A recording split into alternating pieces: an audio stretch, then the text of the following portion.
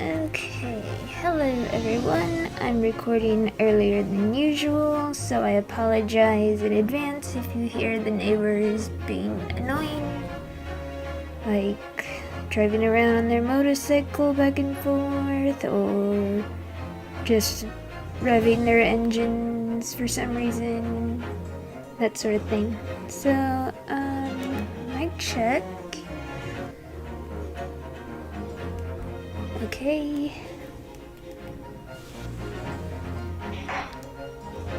So, now for the last trial of the first game. So, I either think that Susato will actually show up to the courtroom, or that's what she was talking about to Herlock, like, can you be be the assistant in my place? So maybe Sholmes will be there.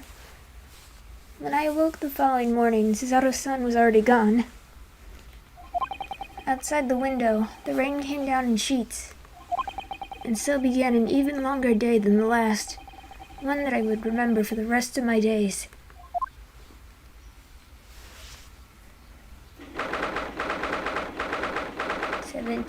April 17th, 9:32.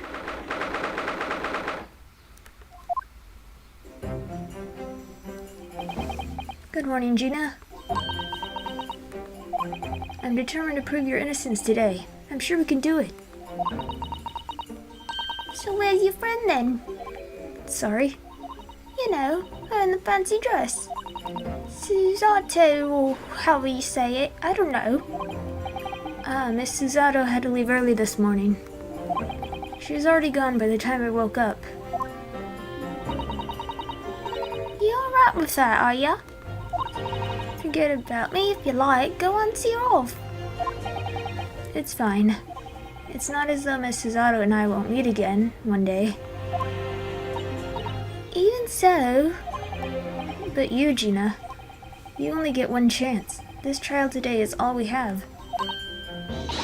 Good morning, you two. Good morning, you two. How are you feeling, Ginny? Did you manage to sleep? Meow. Iris, what are you doing here? What do you mean? When a friend is in need, we show our support. Isn't that right, Waggy? Meow. Ah, Waggy! Great way to show your support, kitty. Let him have a nose around. What harm can it do? Oh, that reminds me. I brought a paper on the way here. Now, would you like the good news or the bad news? What do you say, Renaud? Ginny? Well, I think I'd rather get the bad news out of the way first. Nah, I always take the good news first. You might not live to hear the bad. Yes, that question always gives away people's personalities. Let's not go there. Alright then, I'll give you the bad news first. A record amount of rain has fallen this morning, and carriages all over the capital are struggling to move. Huh? The bad news was a weather report? So I hope that Susie made her train to Dover, and then the train isn't delayed on its way to the port. Gosh, yes. Alright then, so what's the good news? Well, the rain is forecast to subside this afternoon. So even if the train is delayed, it should be able to make up the time later. Well, that is good news, isn't it? I couldn't give a monkey's... really. If only all good news cancelled out the bad.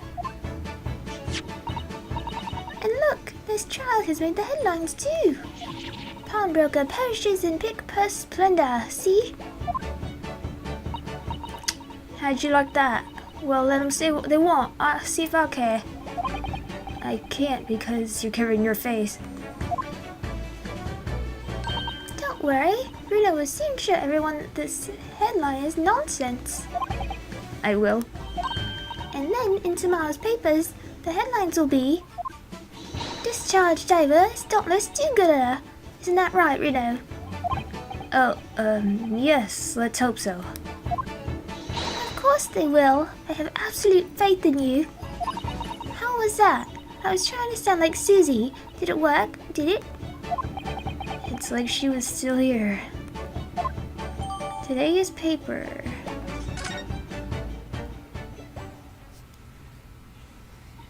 Good luck then, Reno. I'll do what I can.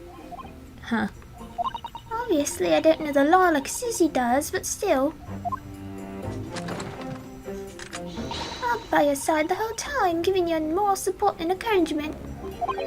I'm not sure that big thing is as comforting as you think it is, to be honest, but thank you, Iris. That's very kind of you. Oh yeah, Iris. Yes, Ginny? Well, I was wondering is all, about Sholmes. Did they fix him up right? Yes, the operation was a great success. But Hurley still hasn't come around yet. Eh? I've asked a friend of mine at Scotland Yard to send a telegram as soon as he wakes up. I'm sure Gregson will let us know the moment there's news. Oh, right. No Cesaro-san and no Mr. Sholmes. It's all down to me today, to prove that Gina is innocent of this crime. Miss Gina Lestrade, counsel for the defense, the trial's about to begin.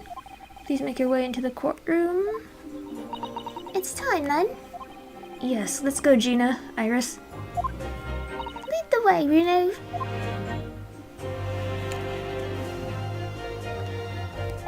Poor Gina.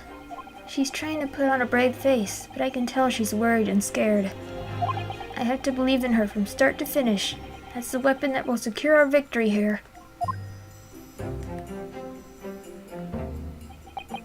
If I learned anything from my great friend, it's that.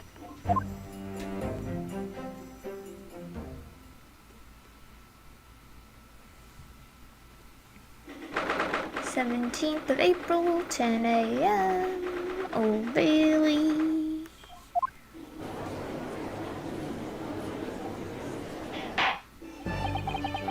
In the name of Her Majesty the Queen, I hereby declare this court to be in session. This trial shall determine the guilt or innocence of Miss Gina Lestrade. I now call upon the counsels of the prosecution and defense to declare their willingness to proceed. The prosecution is ready. The defense is ready. Lord Van Zeeks. My lord. Remind me, how many years ago was it that you withdrew from the public prosecution service? It was some 5 years ago, my lord. Yes, and then 2 months ago you resurfaced somewhat unexpectedly, and here you are again today. Are there some circumstances of which the court should be aware that have led to this erratic behavior? In what one might describe as your former life 5 years past, you dealt exclusively in matters concerned with the highest echelons of society and government. Really? Yet today you choose to try a simple case of burglary and murder. I confess I find it more than a little befuddling, counsel. There are 2 types of person I cannot abide. Firstly, those wealthy scoundrels who hide behind a mask of philanthropy and cheat the public at large. He means Mr. McGilded, who you defended against the Reaper 2 months ago. Yes, I just about managed to work that out, thank you. Magnus McGilded. If I known what a monster he was, I never would have defended him. And secondly, even more loathsome, those wily scoundrels who masquerade as allies only to effect total betrayal in the final hour. In other words, the confidence tricksters from those tiny islands in the Far East, the Nipponese. What? Did he really just say that? He means you now, Reno. I actually managed to work that out too. Thank you, Iris. Total betrayal? What are you talking about? That torrid look of hatred in Lord Van Zieg's eyes. Was that directed solely at me, or was he talking about all Japanese people? An alarmingly scathing explanation, Lord Van Zieks. Still, the judiciary welcomes the return of the so-called Reaper of the Bailey, feared by all of London's malefactors. Your lordship is too kind. Now, jurors, the 6 of you have been selected at random to represent the will of the people in this trial. Are you ready to hear the evidence placed before you and determine the guilt or innocence of the defendant? Former lieutenant in the British Army here, don't you know? Chaps like me were born ready. Clean crockery, clean cutlery, and a clean conscience. His lordship's motto is very appropriate here, I think. Everything will be stereoscopic in the future. Absolutely everything. And I'm ready for it. I don't understand it. I can't have left it in there. It's not possible. But could I have?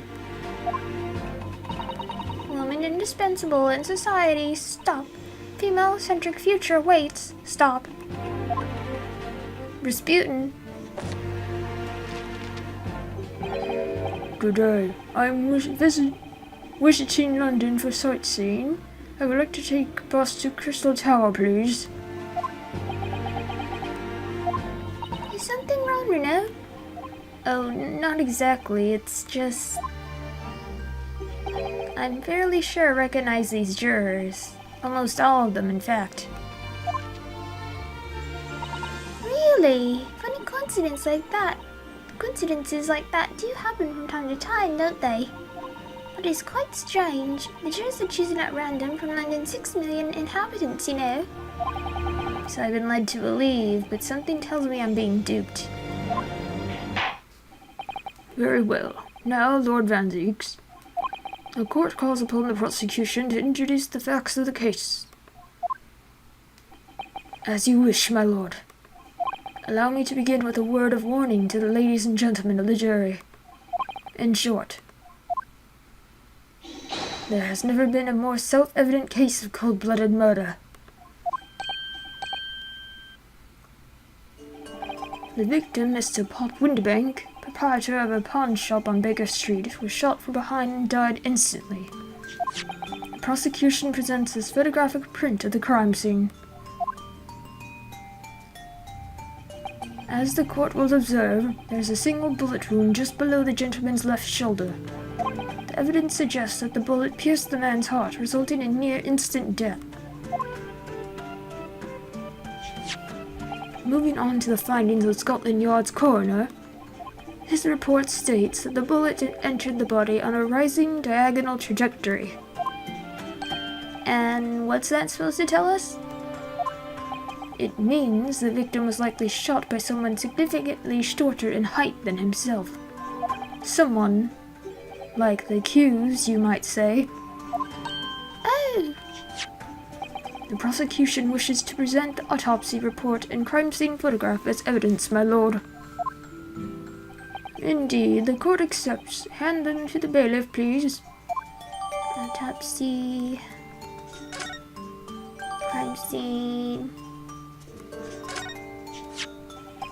I now ask the court to turn its attention to this plan of the establishment where the incident occurred.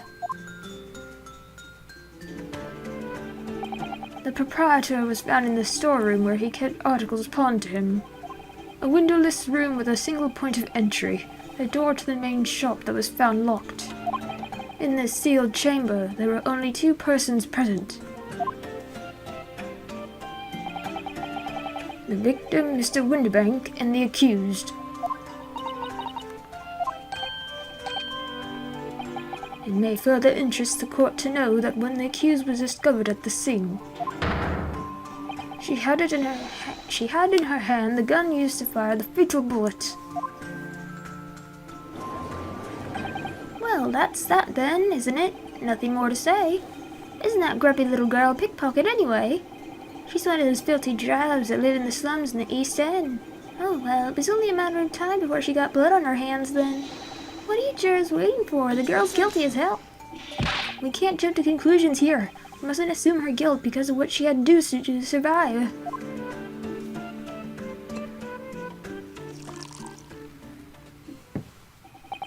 My lonely penny's friend, it is you who mustn't jump to conclusions.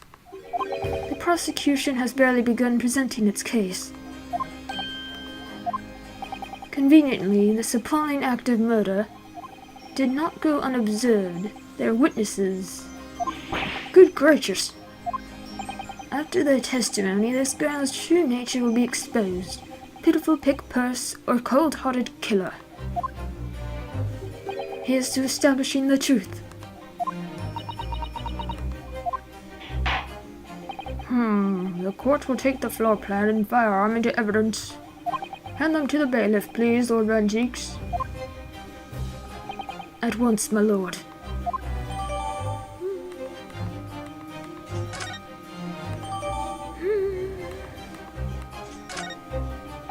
This isn't good. I feel like the mood in here has turned very gloomy all of a sudden, Runo. I think that's because it has. Cape coming off already, oh boy. Let us begin. Bring forth the witnesses to the foul murder of Mr. Pop Windibank on 16th of April of this year.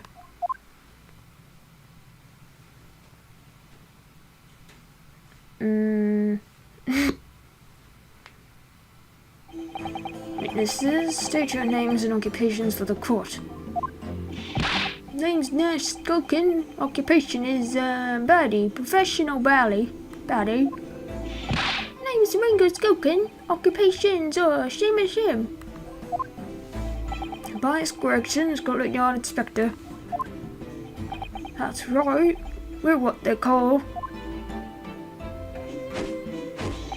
the Three Skulkin Brothers.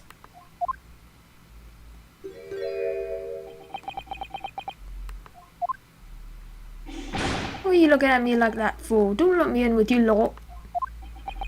Cool, blimey, that's cold. Don't you know what we're getting through? What we're going through? It's our older bruv.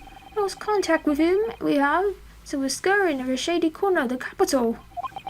And then last night we come across you. You're a spit of a bloke. Ain't that right, Ringo? He is, Nash, he is. Very spit of him. So we decided that there and then what we was gonna do, and we was gonna call ye. Big brother Silky. Come on, leave it out, you two. Silky's skulking, and that's before he's run out of chips. Well then, Inspector Silky Gregson. Begging your pardon, my lord, but the name's Tobias. What I would like to know, Inspector, is what you're doing in the witness stand. The Skulkin brothers are currently under arrest, my lord, on suspicion of theft. Thieves are they, those three? No, my lord, begging your pardon, but please don't lump me in with this lot. 2 nights ago, these two brothers illegally entered an establishment with intent to burgle. And in the course of their nefarious activities, they became embroiled in a far more sinister crime. By Jove, you mean to say? What an extraordinary coincidence! Indeed, my lord. While attempting to burglarize the pawnbrokery, they witnessed its proprietor's murder. Box. Order.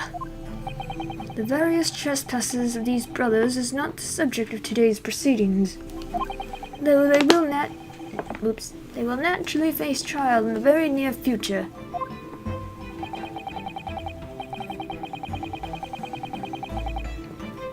With your lordship's permission, I'd like to remain in the stand to keep these gents on the straight and narrow.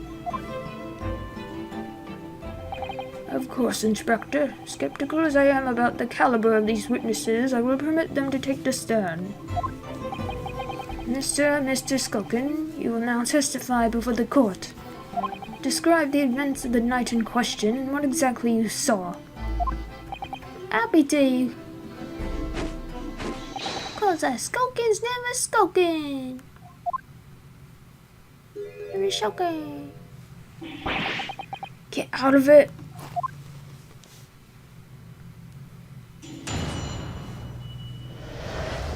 Illegal entry. We was walking down Baker Street in the small hours, and the gaff's door was ajar, see? It was like some kind of sign, begging for us to go in, it was. And once we got inside, God blimey loomy, we heard a gunshot from the back room. We went to see what was what, but the door was locked from the inside. We never done nothing, Governor. We never took nothing. We just left it after that, nice and quiet.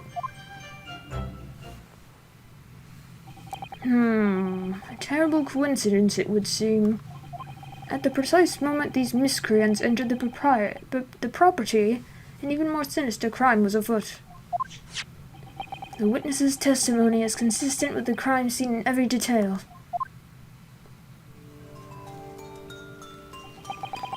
The door providing access to the storeroom from the main shop was indeed locked from the inside, and within only the victim and the accused were found.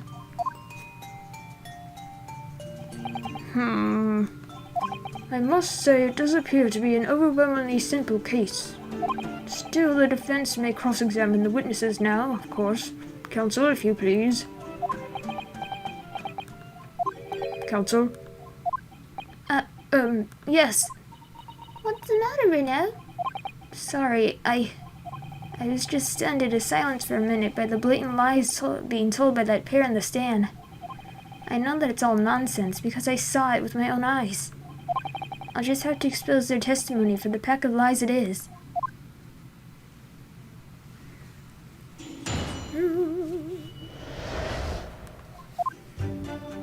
We was walking down Baker Street, small hours. It was like some kind of sign begging us for a go in.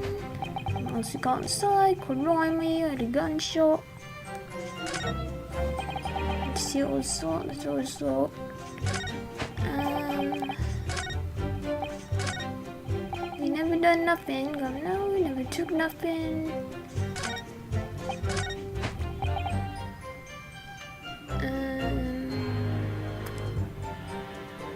I'm pretty sure the shot was you shooting Herlock. Hold it! A gunshot, you say? Just the one. Are you sure about that? Yep, just the one, Governor. I can swear to that. It was, Nash, it was. Ain't that right, bruv? The firearm used belonging to the victim himself. Yes, Mr. Winterbank always used to leave his gun lying around on the counter. Right, I remember. When we examined it, we found the revolver was completely out of rounds. That makes sense. Mr. Winterbank always used to say he only ever kept a single bullet loaded. That's true. I remember him saying that as well. So we can say with considerable certainty that only a single round was discharged from the firearm used as the murder weapon. Yes, my lord, we can. And I should remind the court that the firearm in question was discovered in the hand of the accused. Wonderful. Let's look at the evidence.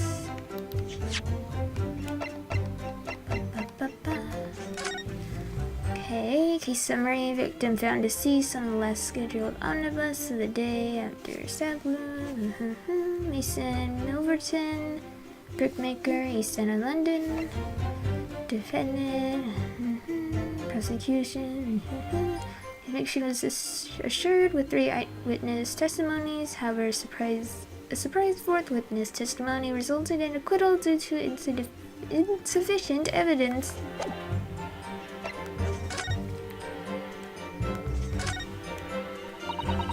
Hamburger perishes in pit plus plunder. How awful. Virginia, I mean. But tomorrow's headline will be discharged driver as dauntless do-gooder, right? Yes, something like that. If possible, I'd like to go even bigger. Bigger? How? Proud pickpocket protects planet post-trial, perhaps. Protects planet? Oh, I can't wait for tomorrow now. It's gonna be so great.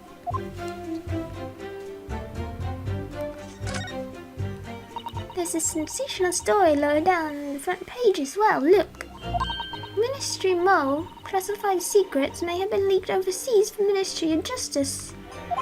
For a 10-year-old, Iris certainly has her finger on the pulse of world news. It's about secret communications between Great Britain and its allies. Apparently they're being intercepted by hostile nations. Communications are being intercepted, but how would somebody do that? That's the question, isn't it? I've come up with 3 different possible methods so far. Are you looking for a new career, you know? No, of course not. I wonder, perhaps this is what Lord Strongheart was talking about yesterday. Yes, it could be, and it could explain why he has Gregsy running from pillar to post at the moment. Okay, leaked secrets.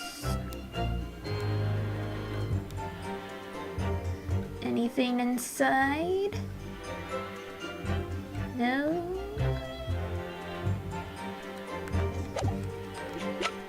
Autopsy, window bank.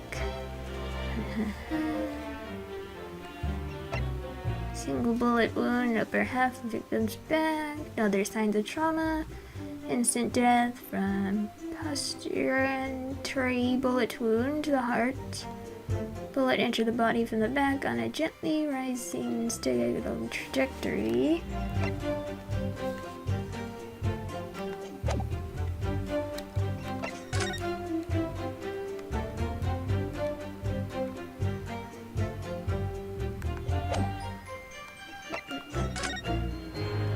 Crime scene floor plan.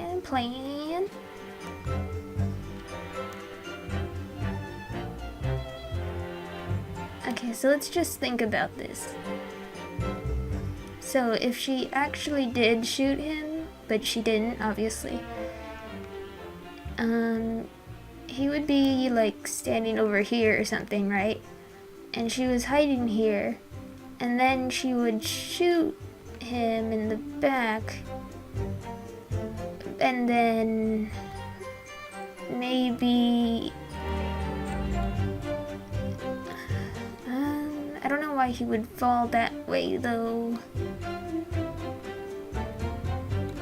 So like, cause there's this window here, right? And it can open, so I think that's why like the key is inside and why he got shot in the back and fell right here. Cause it looks like it, you know, would be able to shoot him if it went through the window. I'm not sure about what happened to Gina. Like, let's say the pawnbroker went into the door, he unlocked it, and assuming no one was here, he just left it unlocked.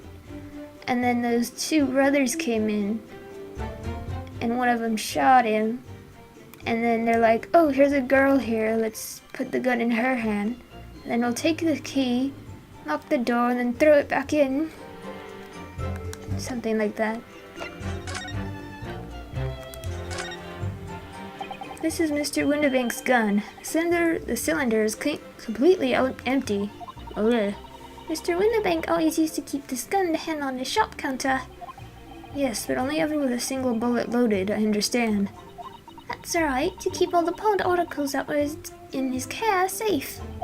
But his 1 bullet was fired that night, and the poor man lost his life. Was he protecting his shop, I wonder? Trying to keep the articles safe?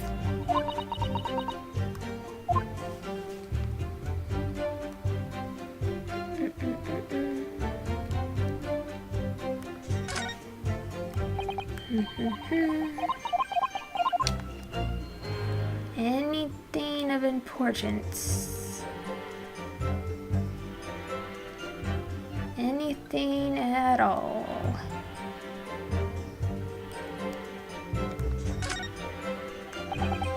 No.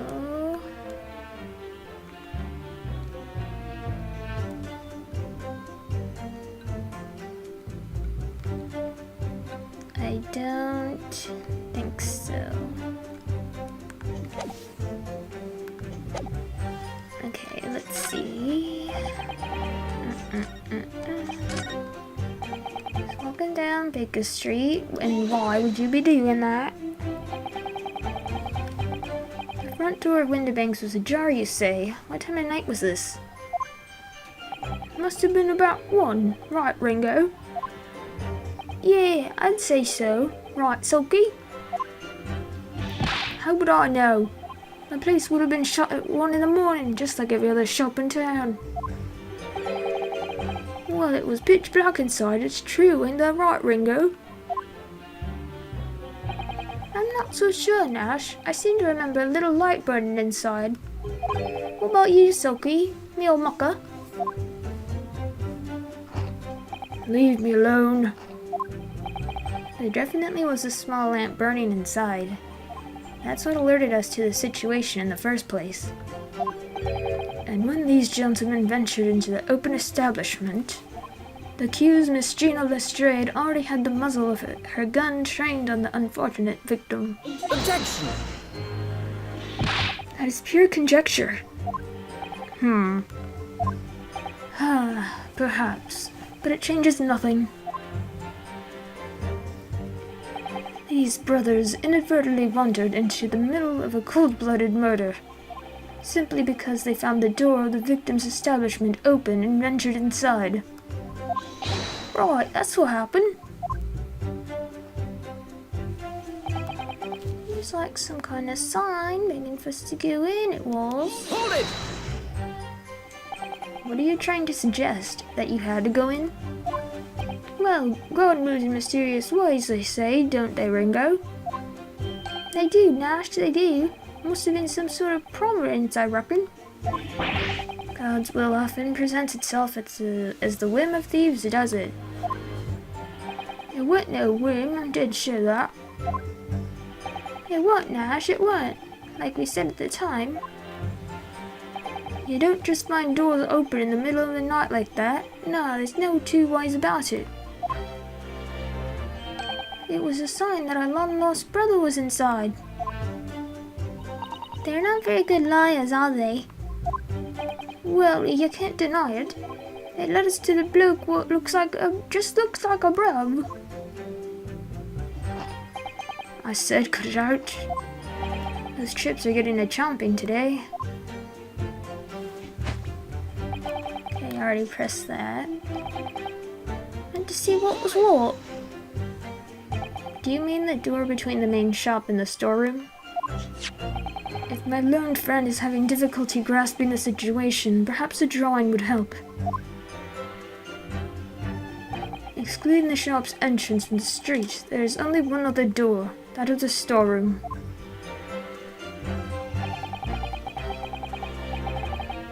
Of course, there was only a little oil lamp burning, but not much to see by. And the door was hidden behind a curtain and all. That's right. When we arrived, the door was mostly obscured by the curtain.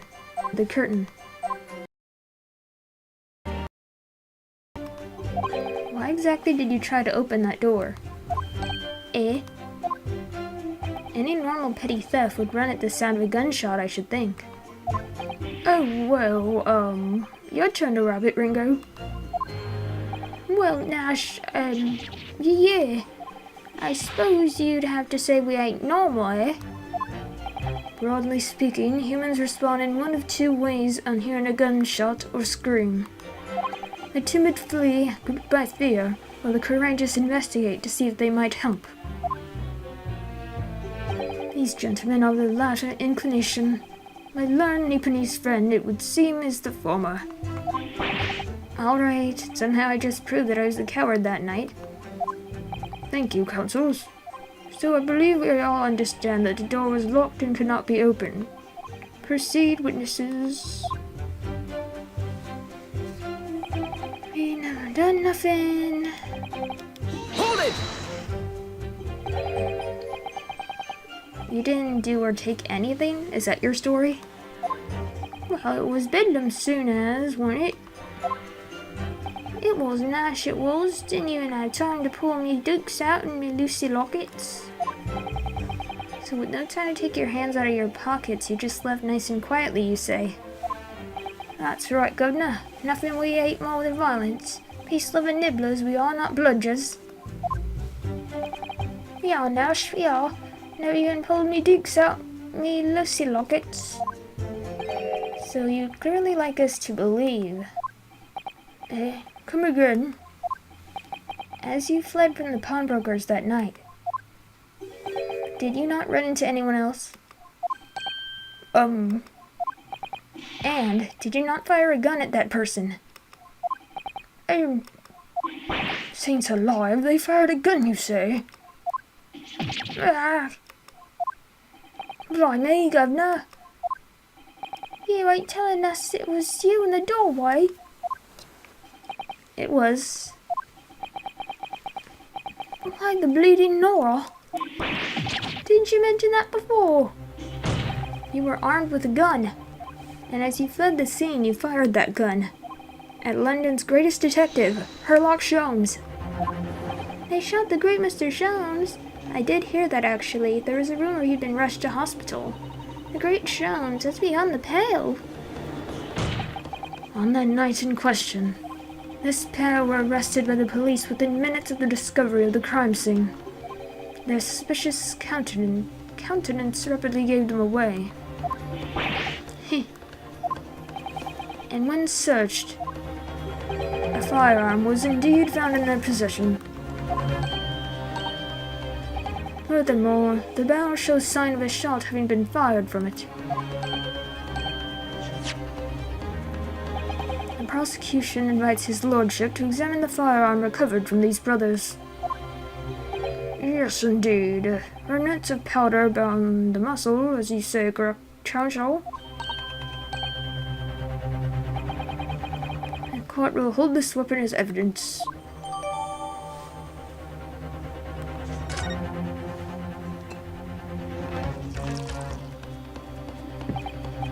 Now, my lonely Japanese friend.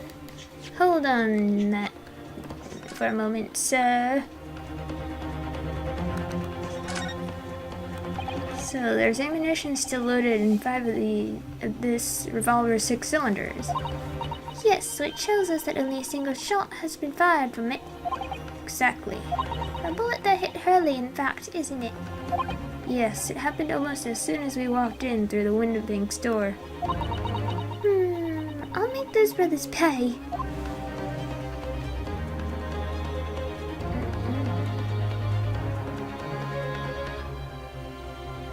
I guess that's it. Yes.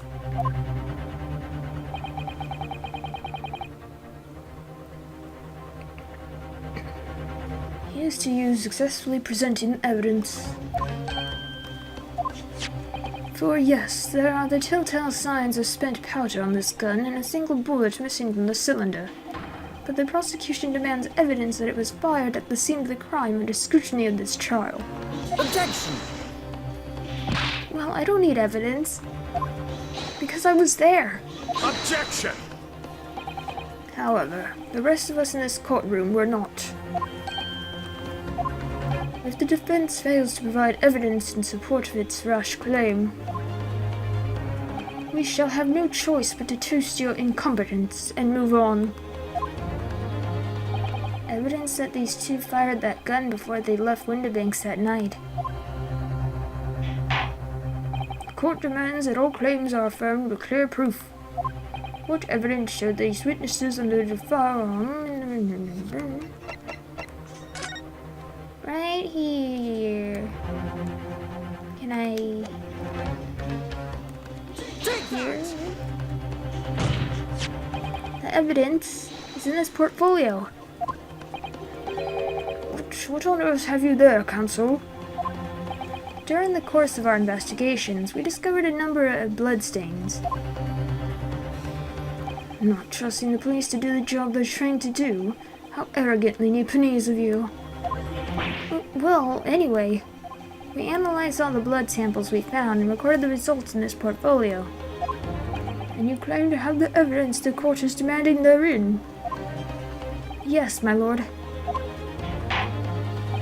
No more dallying then, counsel. Present the pertinent evidence at once. What do you have in your portfolio that proves these witnesses loaded a firearm at the scene? The green one. Take that! What is that? Explain. It's a photographic print taken at Windibank's pawnbroker on the day of the incident. From the scene of the crime, is it? Is that a bullet hole? And if my eyes do not deceive me, it appears the bullet is still lodged there. Yes, as your lordship noticed. The bullet pierced Mr. Windibank's calendar. The date shown being the 16th of April, the very day of the pawnbroker's death. The incident occurred at 1 hour after midnight, but this indicates that a separate shot has been fired sometime after the calendar had been set to the 16th. That's right, and while it isn't irrefutable, the defense believes that this is credible evidence that the witnesses did fire a round from their gun in the pawnbrokers that night. Nah.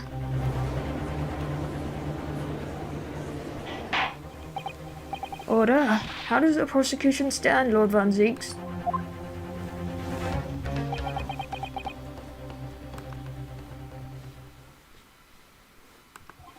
If that is the direction my learned friend wishes to take, the prosecution has no objection. What? But you'll forgive me for flinging my hallowed chalice aside to discuss the repugnancy it exposes. Yes, on the night in question, these brothers entered the pawnbrokery illegally. And like the bold baddies they claim to be, opened fire on the new arrivals before fleeing back onto the street. Eh? Take it easy there, Governor. You're gonna land us in the soup. We had a deal. You aren't going to get him into them details. Tell him, Silky. Set the bloke straight. I have nothing to add. So he knew, did he? Van Zieks knew their testimony would almost certainly expose the extent of their crimes. It would seem now that I owe my learned Nepalese friend a word of gratitude. What do you mean? What I mean is that you have helpfully confirmed an important fact. To what fact do you refer, Lord Van Zieks? As had been established, at the point of their arrest, a single shot had been fired from their brother's gun. However, if that shot found its target in Mr. Sholmes, then clearly these witnesses cannot be accused of the fatal shooting of the proprietor and victim. In other words, these two men have no material connection to the murder of Mr. Windibank at all. So that's it.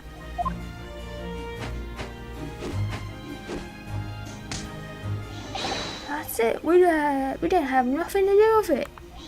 We didn't, Ash. We didn't. That's what I reckon. Your crimes include unlawful entry, intent to steal, perjury, and let us not forget attempted murder. What a catalogue, fellows. We're in for it now, bruv. Now then, let us take a moment to consider the aforementioned great detective Mr. Herlock Sholmes. It would seem the man patronized the pawnbrokers in question so much regularly. Where's he going with this? Mr. Sholmes appears to take pleasure in tinkering with eccentric machinery. Eccentric? Says who? Not me. Don't give me that look. He installed a pair of machines like the one in the victim's shop. Oh, that's one of Hurley's red-handed recorders. What is that, counsel? It has the appearance of a photographic contraption. As your lordship has surmised, it is indeed a camera attached to a small timing device. Every half an hour, it automatically photographs the interior of the establishment.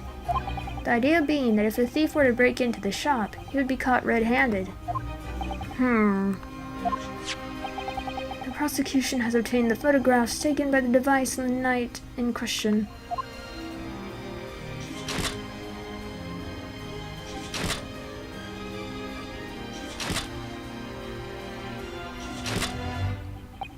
As the court will observe, copious identical prints are produced in a quite desultory fashion.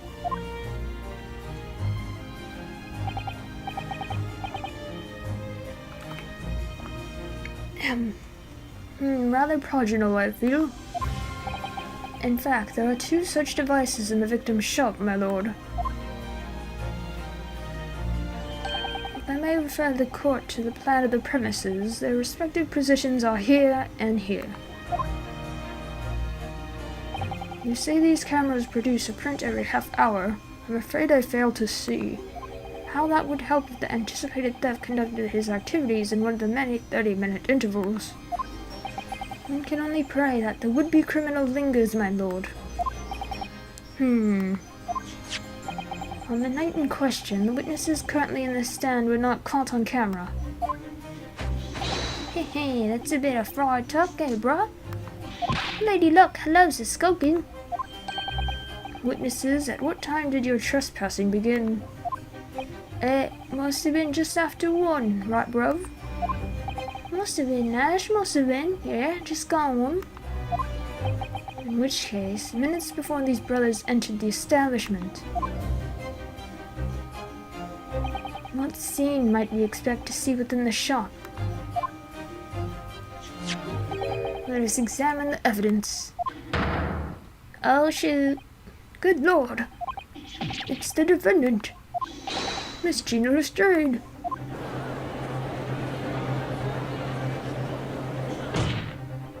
As the court can clearly see,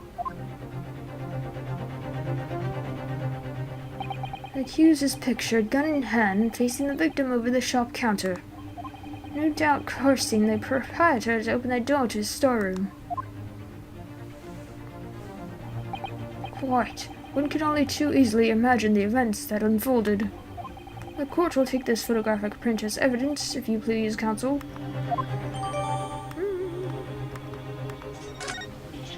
I don't believe it. Ginny. In short, the accused is the only person who could possibly have killed Mr. Windibank.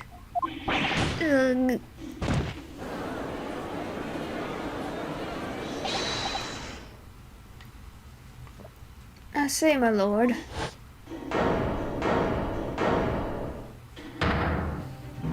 wonder if I might put in a word at this point.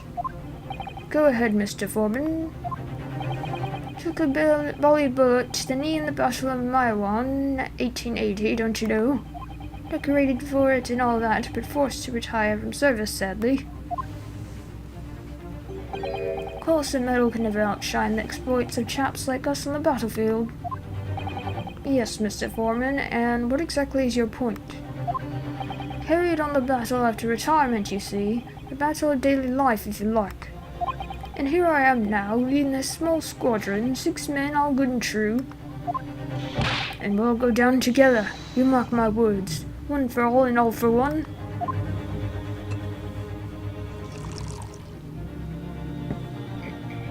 The ladies and gentlemen of the jury have reached agreement, have they? Is that what we are to understand? Understand? Well, Mr. Foreman, is that correct? In a manner of speaking, yes. That is the garroted squadron's position, sir. What? No, it's too soon to make a judgment here. Status report of the court, men, on the double. His lordship insists on promptitude at all times, and that goes for making decisions, too. I think you'll find the truth as clear as day now. I could reach out and touch it. I wouldn't have left it in there, I just wouldn't. But in all honesty, I can't actually remember. Situation clear, no room for doubt. Stop. Truth now undeniable. Stop. I'm very sorry for brothers. They are unlucky. Very well. I now call upon each member of the jury to state his or her leaning in this matter. Announce your considered verdicts to the court. Guilty. Guilty. Guilty. Guilty! Brum brum.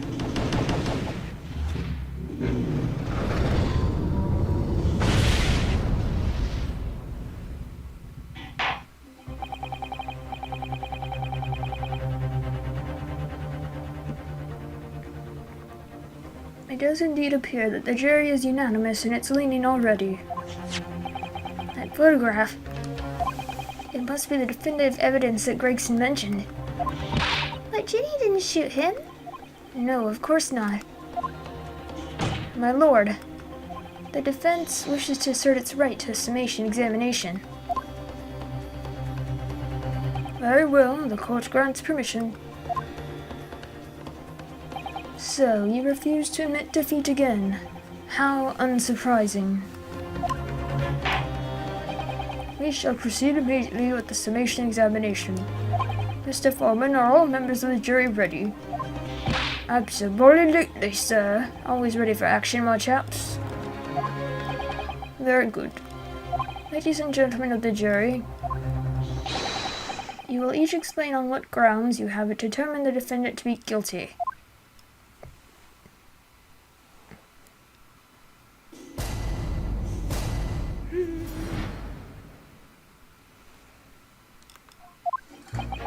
All the evidence clearly points the finger of guilt at this young pickpockety. As a housemaid, I should like to see all filthy eyesores promptly and rigorously eliminated. I think you'll find that you look at the photograph in stereo, the truth will just pop out. If I have left it in there, they should think there'll be repercussions by now. Mind made up. Stop. Global radio transmission, a verdict to follow. Stop. In motherland, we say never judge by clothes, judge by head. I am convinced brothers are innocent. The circumstances of the crime and the evidence do indeed implicate the defendant rather comprehensively. The storeroom locked from the inside, in which the victim and the accused were discovered alone, and in the accused's hand of a fatal revolver, the firing of which was heard by these witnesses. Not to mention this print. Take it from a chap who's seen actions on the battlefield. The young girl's on the verge of pulling the bullet trigger. Thanks a lot, Mr. Shams. Oh dear. These cameras are supposed to help, not hinder. I'm afraid I think you have an uphill struggle ahead of you. But Gina didn't shoot Mr. Windibank. Which means there's more to this situation than we've yet to see. Agreed. You have the floor, counsel. Proceed with the summation examination.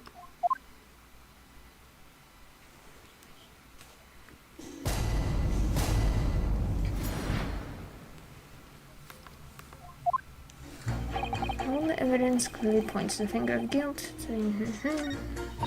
It's housemaid.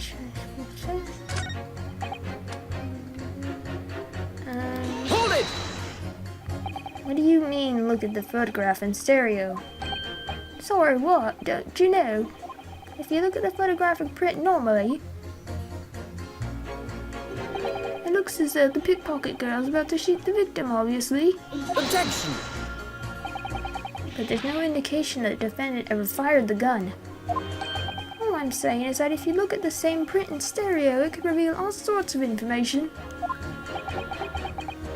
By any chance, are you a fan of stereoscopes? Ooh, how did you know? Let's call it a lucky guess. It never gets old seeing the two prints merge into one before your eyes. It's extraordinary, it's captivating, it's the height of modernity. Of course. Oh yes, I think you'll find that the stereoscope is here to stay. Giving us new perspectives we could only dream of before. It's the greatest invention the world has ever seen. The If only it could give me a new perspective on this case, I might agree with you.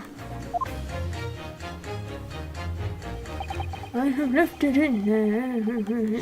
What are you talking about? What exactly have you been muttering about all this time, sir? You keep talking about having left something somewhere or something like that. Oh, so sorry. As you can probably tell, I'm a surgeon. A surgeon? That totally passed me by. Of course, people conducting surgery in this country aren't considered to be doctors, oh no. Even though me and my kind are at the forefront of medical science, the real brains are in the field. So, what is it that you think you've left behind? Ah, well, that's a little embarrassing, to be honest. You see, I was operating on someone yesterday, standard thing, went in through the abdomen. But when I'd finished the procedure, I couldn't find my scalpel anywhere. What? Did he? Surely not. Exactly. Surely not, you say to yourself, don't you? Worrying, isn't it? That's what's been troubling me this whole time. Could I really have left my scalpel inside the fellow's belly? No, of course I couldn't. So, there you have it. Like I said, a little embarrassing, really. That's one way of putting it. The other is manslaughter. That's exactly my concern. And seeing as this case appears to be all but sewn up, I need to focus on trying to remember exactly what I've sewn up elsewhere. Now, I'm sure I made sure everything was back as it should be. Well, as sure as you can be without being sure. I'm sure you need to be a little more sure. Mine made up. Try close. Hold it! Please tell me you're not villain Bolshevik, the Russian revolutionary. Revolutionary? Duh, I believe there is such a rumor. It's just a rumor. As you see, I have unfortunate appearance. I look like a vicious criminal. Your words, not mine. Just want to point that out. People call me revolutionary, murder, autocrat. And which club fits? Good day, I am visiting London for sightseeing. I would like to take bus to Crystal Tower, please. Right, that didn't sound staged at all. You'll forgive me for having my doubts. To be treated like vicious criminal all the time, it is very painful. People do not realize. So I have much sympathies with his brothers. People say they are criminals only because of how they look. The Skulkin brothers? Duh, maybe they went inside pawnbroker's shop. But they have done nothing wrong. That is all I want to say. The Skulkin brothers did nothing wrong that night? Alright, well, first of all, that's one not so little misunderstanding I'll need to clear up straight away. Tell me something, Iris. What is it, Reno? The jurors are chosen at random from the inhabitants of London town, aren't they? Yes, it's amazing, isn't it? In that case, how is it there's a Russian tourist sitting among them who looks for all the world like a revolutionary? I wished I knew. If I can't change the minds of more than half of these 6 jurors, the trial will be over. But we know that Ginny would never shoot anyone. Yes, we need to find contradictions in what these jurors are saying and put them against each other. I must be ready to go to whatever lengths I have to convince them of Gina's innocence. Evidence.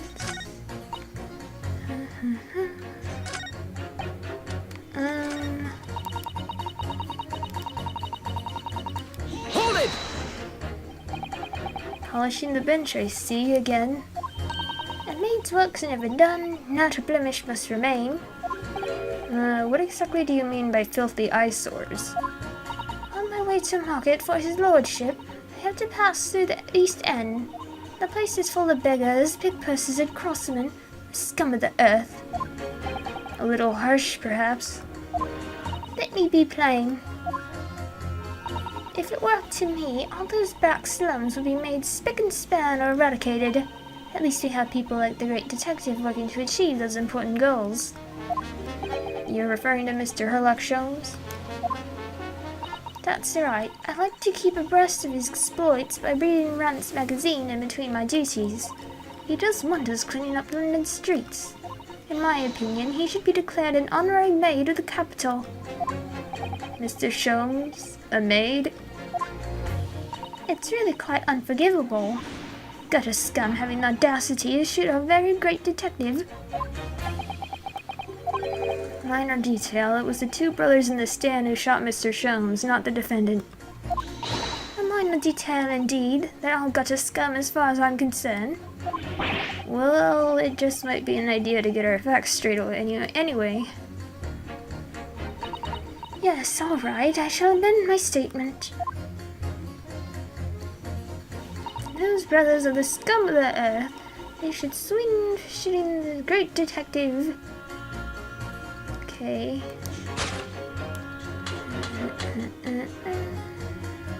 Objection! These two statements clearly contradict each other. Good lord, counsel, explain yourself. Oh my statement, contradictory.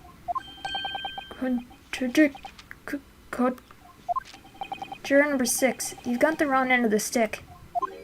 I do not have stick, I have mouse.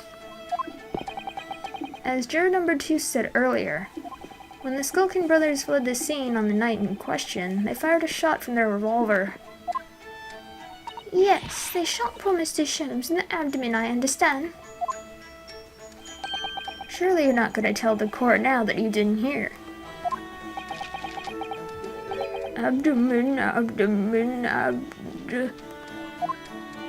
Sir. Sorry, my English is still learning. You are telling the court you didn't hear. Forgive me, I did not hear. Here's word, abdomen, part of a person's body containing stomach and other vital organs. If that is what you mean, you should say in plain English, I am Russian, not native speaker. Who thought it was a good idea to let this man be on the jury again?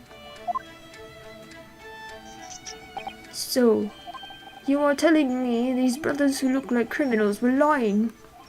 They said before we never done nothing. The truth is they shot detective. Duh, that is double negative. Yes, that's exactly right. Lying is wrong, especially when lie is said by a person who looks like criminal. Coming from you, that seems surprisingly prejudiced. This means, when they said we never took nothing, maybe it was also a big fat lie. Is this true? Well, according to the police report, no stolen goods were found, so... Enough! I trust no one now. It's not the mouse's fault, though, sir. I must see with own eyes. I must investigate cleansing myself. I'm afraid that won't be Yes, it is, you know, easily. Sorry. With the print from Hurley's red-handed recorder. If you compare the print that pictures Ginny and the next print from half an hour later, you'll be able to see straight away if anything was taken or not. Cooey, Mr. Prosecutor. Calling on the prosecution in the middle of a summation examination of all times. The print showing the accused threatening the victim after she broke into the shop is this one. Following this, the victim and the accused moved into the storeroom. Meanwhile, the Skulkin brothers entered the shop and summarily heard the fatal gunshot ring out. Sadly, none of these events were captured on film. This is the print produced by the camera half an hour later after the brothers' flight. So this was taken after Hurley was shot then. As far as I can tell, nothing has been taken. That does seem to be the case. I can't notice anything that's obviously missing in the second print. So the brothers who look like criminals told only one lie. They shot a man, but they stole nothing. It would seem so, yes. Good. No, not good. You were right. I did not understand the situation. Now I know brothers have lied. I think it is very important to continue with trial.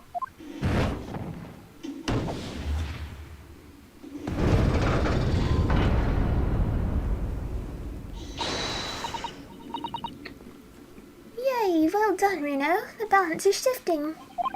Well, it's a start, I suppose. But there must be more in what these jurors are saying that I can use to expose the truth. And if I can do that, we just might turn the situation to our favor still. Thank you, counsel. Continue with the summation examination. And kindly hand that new photographic print to the bailiff to be filed as evidence.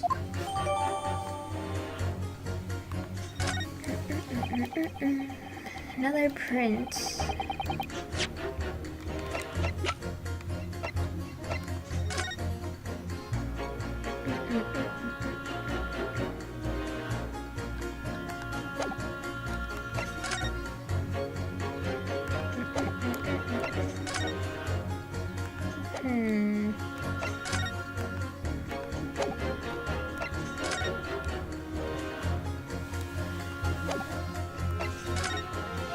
Yeah, it doesn't look like anything's missing.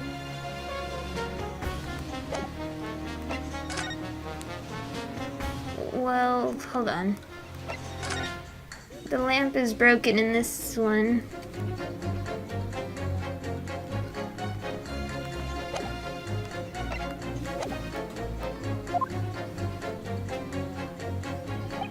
And like Eliza, many dead fish, we must find truth before I say not guilty verdict. I made up.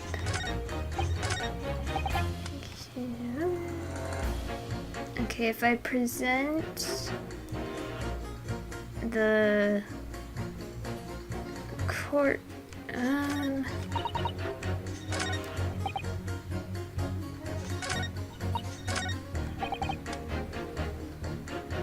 yeah, whoops.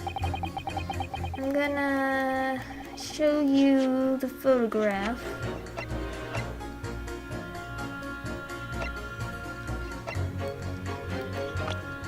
Whoops.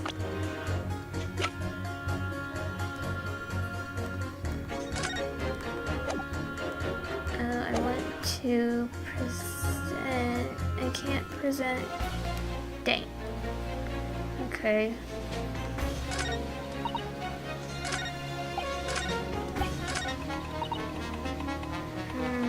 Hold it! Sorry, radio transmission? What do you mean? Are you from the Far East? Stop. Yes, from the Empire of Japan. All communication with Far Eastern nations used to take place by mail. Royal Mail steamers take more than a month to complete the journey. Ah, but now we have the electric telegram, so we can send messages using electric signals. Thousands of miles of cables have been laid along the ocean beds connecting the entire world. Thousands of miles of cable on the ocean bed. Makes my head hurt just thinking about it. You are well informed, young lady. But cables will soon become a thing of the past. Stop. And just when I was starting to catch up. Radio transmission is the future. Stop. Messages carried over airwaves to four corners of globe. Stop.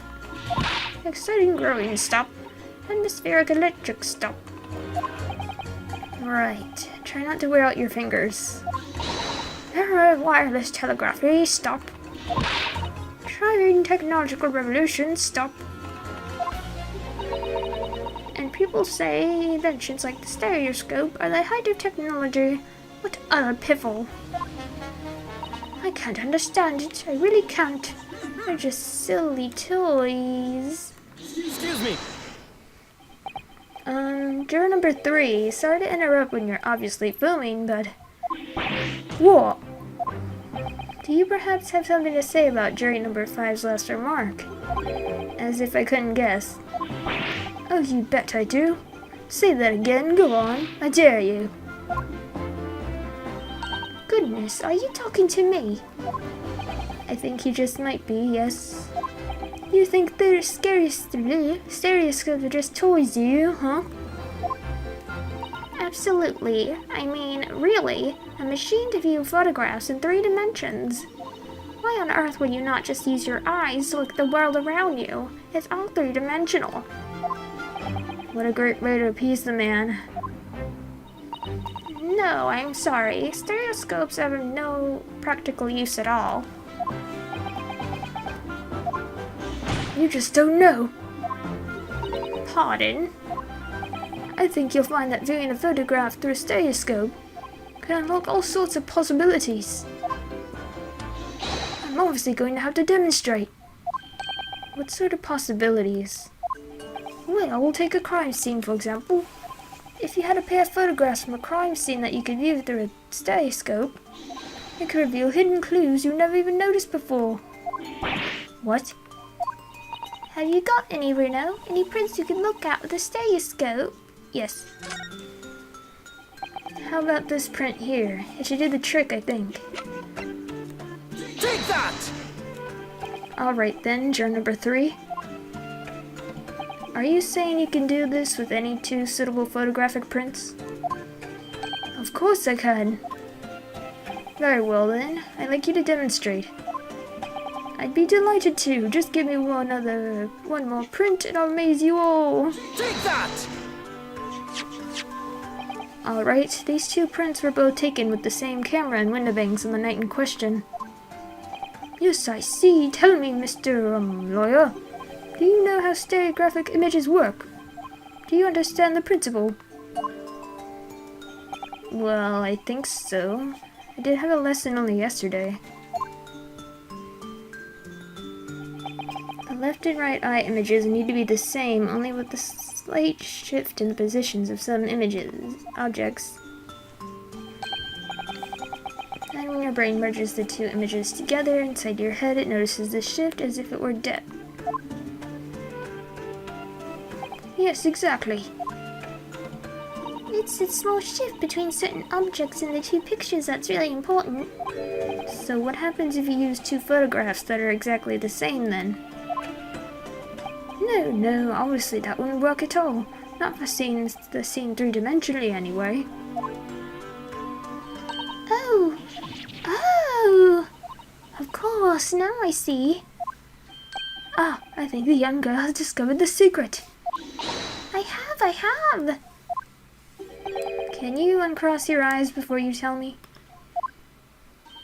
Having a look at these 2 pictures from Helly's camera, Bruno, go on.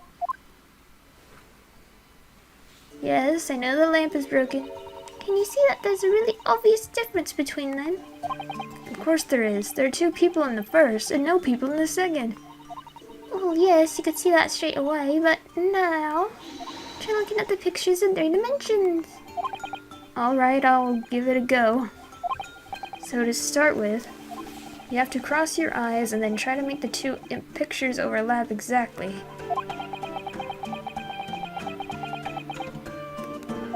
Let's see if by crossing my eyes I can make the quill pens from each picture overlap in the middle. Wait. Well, did you manage to see it properly, Renault? Yes. What's going on with these 2 pictures? Some of the things on the counter sort of jump out at you. Oh my god. Yes. That's it, you see. That's the amazing power of stereoscopes. Their amazing power. Is someone going to explain this black magic, eh? Why the deuce do some of the things on the counter seem to jump out at you like that, huh? I think you'll find that if you consider the basic principle of the stereoscope, you'll answer your own question. basic principles of the stereoscope. As I said before, if you try to look at two identical pictures using a stereoscope, it won't work at all. It's a slight shift in the positions of certain objects that lets you see pictures three-dimensionally. In other words, even though at first glance it seems the objects on the counter haven't moved at all between the two pictures, this shows that actually there must have been a slight shift in their positions. Yes, there must have been. And the lamp is broken. Now hold fire there, sir. Got a reasonable grasp of this whole cross-eyed business now, I'd say. Why the devil does this shift between the two prints exist in the first place? Well, what's the answer, fellow? Come on, you're the cross-eyed master. What? Me? I haven't the first idea. You know, Bruno, it's quite simple. It is. Just think it through step by step. The first photograph was taken at 1 a.m. Then, 30 minutes later, the second photograph was taken. But the position of some items on the counter appears to have shifted slightly in the interim. So that means that sometime in the half-hour interval, someone must have tampered with the things on the counter. Suckers! Someone tampered. New information. Stop. Not mentioned in testimony so far. Stop. Yes. We've had to go around in circles a little here, it seems. But I'm starting to see what I should be aiming at in this summation examination now. Ladies and gentlemen, the question now is clear. We know the items on the countertop were moved, but by whom? Are you suggesting you might know? Of course. I can tell you right now who's responsible for the almost imperceptible shift in the items on the counter.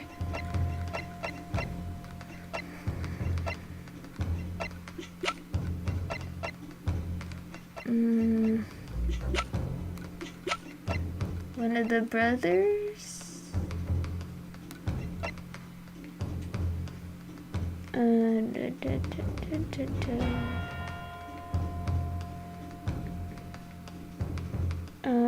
Yeah, one of the brothers. Take that! It was the witnesses currently in the stand, the Skulkin brothers. Wait, this does not agree with what brothers said in testimony before. They said they did not even have time to pull dukes from Lucy lockets. My phrase book sees dukes in hands and Lucy lockets in pockets. But is this another lie? Is this what you're saying? Oh yes, I'm afraid so. Now hold on there a minute, you can't be sure of that.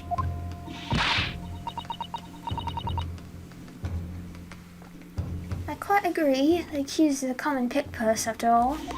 It's perfectly possible that she went through the things on the desk to see what she might steal. I think that's unlikely. And why exactly?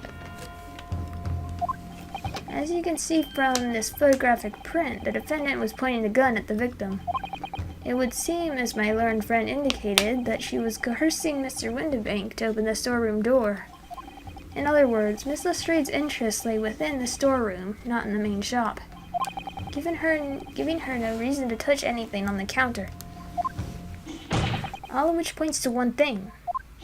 The Skulkin brothers have admitted key facts in their testimony. What they accuse is a pick purse. Common gutter trash. Why look any further the wrongdoer here? Because the Skulkin brothers are thieves, madam. No better, in fact worse, than a pick purse. Gasp. I believe that these brothers were looking for something on the victim's counter that night. Ladies and gentlemen of the jury, if you would condemn the defendant on the grounds that she's a pickpocket, would it not at least be right and proper to thoroughly scrutinize testimony given against her by two thieves? Well said. I, for one, would like to hear more from that shady pair.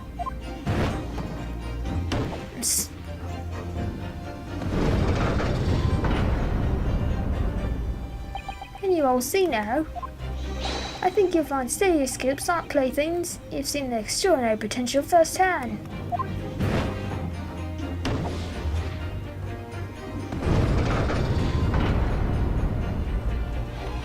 Wholeheartedly agree, stop.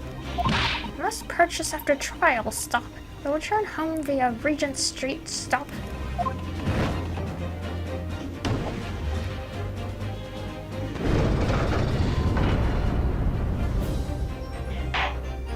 Well, it would seem this trial has yet to run its course.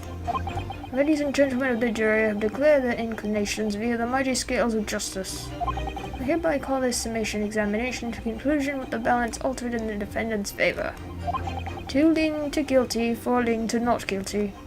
Accordingly, the jury is without consensus, and I order this trial to continue. Yay, well done. Oh, by the way, What? you should hold on to this, you know. You never know when it might come in useful. Twice in one trial would be unusual, surely, but alright. Stereoscope. Take a quick look at that.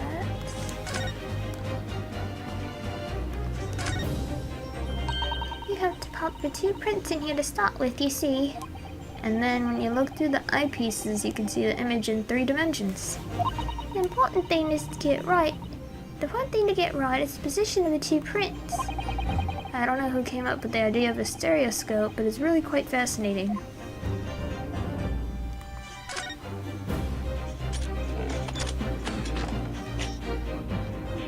Oh, look at that! It's totally changed shape just from one little button press.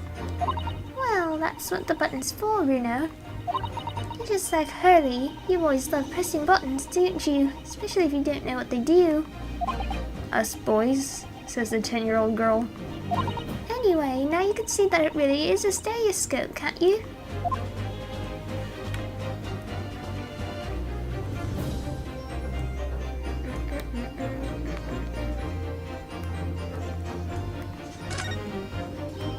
Have to pop your 2 prints in here.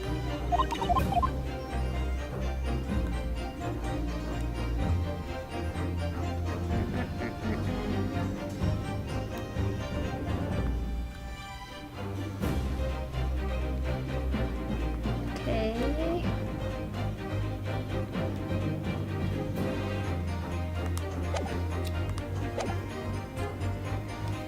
Hold on a second. Okay, never mind. Lord Van Zeeks, you will instruct the witnesses that the court demands additional testimony from them. I'm sure it won't spoil the bouquet to do so, my lord.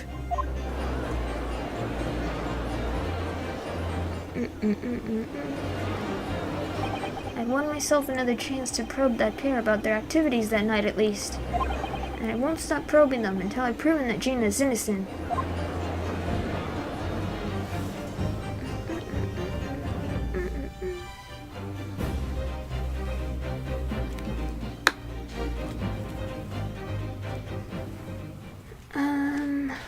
I wanted to get like at least halfway, but there's a lot more of the trial left and my throat hurts, so I think I'll make this a shorter stream.